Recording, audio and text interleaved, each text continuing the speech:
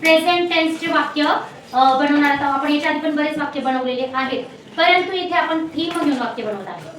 Theme म्हणजे काय? एखाद्या गोष्टीचा आपण विषय घ्यायचा आणि त्या विषयावरती चारही प्रकारामध्ये वाक्य बनवायचे. जसं इथे थीम काय घेतलेली बघा, इथे मी एक वर्ब घेतलेला आहे, एक क्रियापद घेतलेला आहे आणि त्याला सुटेबल असं ऑब्जेक्ट घेतलेलं आहे. बघा आता पहिल्या वाक्यामध्ये तुम्ही बघितलं की आपण कलेक्ट हे वर्ब घेतलं आणि काय जमा करत आहे तर मग रंगीत दगड म्हणजे कलर स्टोन्स असं आपण वाक्य बघितलं.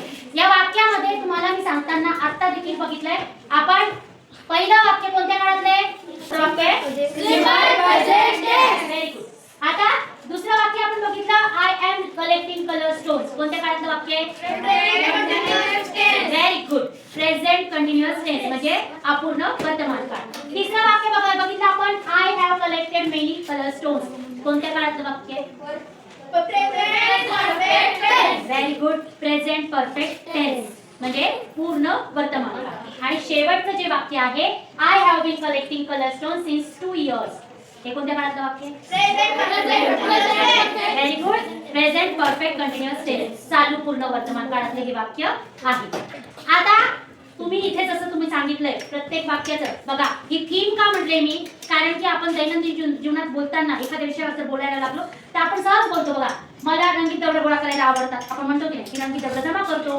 त्याच्यानंतर आपण म्हणत आहे की मी आता सध्या पण जमा करतो म्हणतात की नाही तुम्ही मुलांना मी सध्या पण जमा करतो म्हणजे कोणती क्रिया आहे कोणत्या काळातलं वाक्य आहे सध्या जमा करत आहे अपूर्ण वर्तमान काळातलं वाक्य झालं. परत आपण म्हणतो की माझ्याकडे खूप दगड आहेत बरं का जमा केलेले भरपूर दगड आहेत म्हणजे कोणत्या काळातलं वाक्य ते पूर्ण वर्तमान काळातलं वाक्य.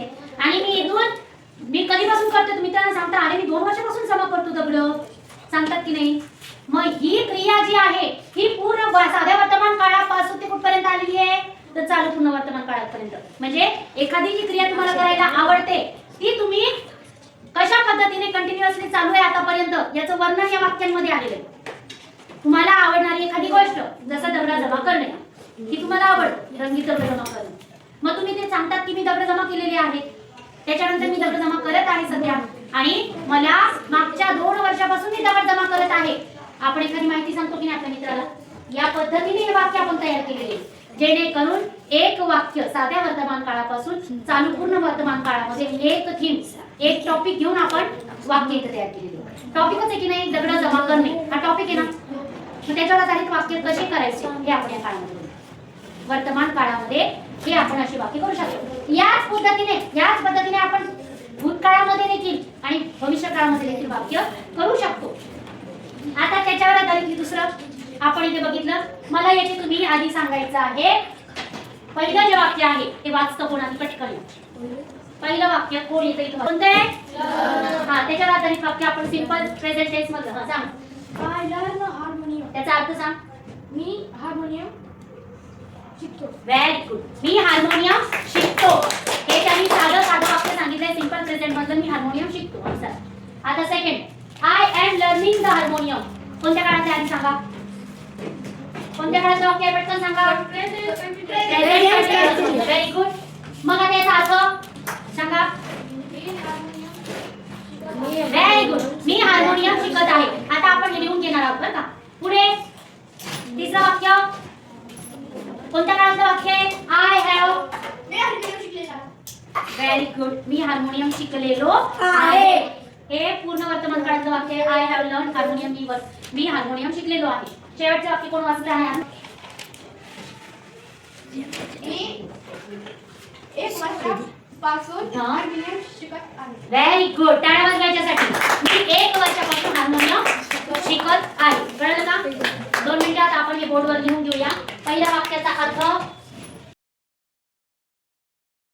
चल आता आपण जसे इथे वाक्य बनवले आता हा टॉपिक मी तुम्हाला दिलेला आहे आणि तुम्ही याच्यावरती वाक्य तयार करायचे आहे. सिंपल प्रेझेंट पासून चालू पूर्ण म्हणजे प्रेझेंट परफेक्ट कंटिन्युअस टेन्स पर्यंत वाक्य बनवायचे आहे. आता पहिलं वाक्य आपल्याला सिंपल प्रेझेंट टेन्स मधलं बनवायचं आहे. चल तुला कळलं का पुष्पा चल इथे येऊन वाक्य हे सिंपल प्रेझेंट टेन्स मधलं दुसरं वाक्य लिहित आहे. मराठी वाक्य सांग I swim in the pool. Very good I swim क्रियापद मूळ राहतं साध्या वर्तमान काळामध्ये क्रियापदाचं मूळ रूप येतं बरोबर ही स्विम इन द पूल. आता काय होतोय? हा पूल म्हणजे काय? तलाव. हा व्हेरी गुड. मी तलावात पोहतो. इथे वाक्य केलेलं आहे की मी तलाव. आय चल.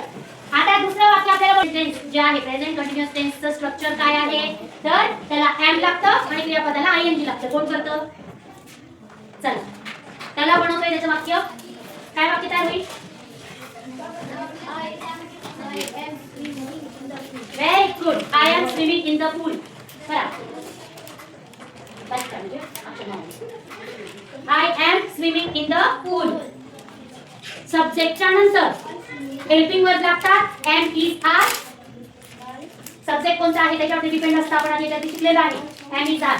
आणि नंतर मूळ क्रियापदाला आयएनजी लागतं. I am swimming in the pool. मी तलावात पोहत आहे. छान. आजचं वाक्य खूप छान तयार झालेले आहे. तुम्ही जर या पद्धतीने वाक्य बनवण्याचा प्रयत्न केला, एक टॉपिक घ्यायचं त्याच्यावर आधारित वाक्य बनवायचे. क्रियापद आणि ऑब्जेक्ट ठरवून घ्या आणि वाक्य बनवा. समजलं का?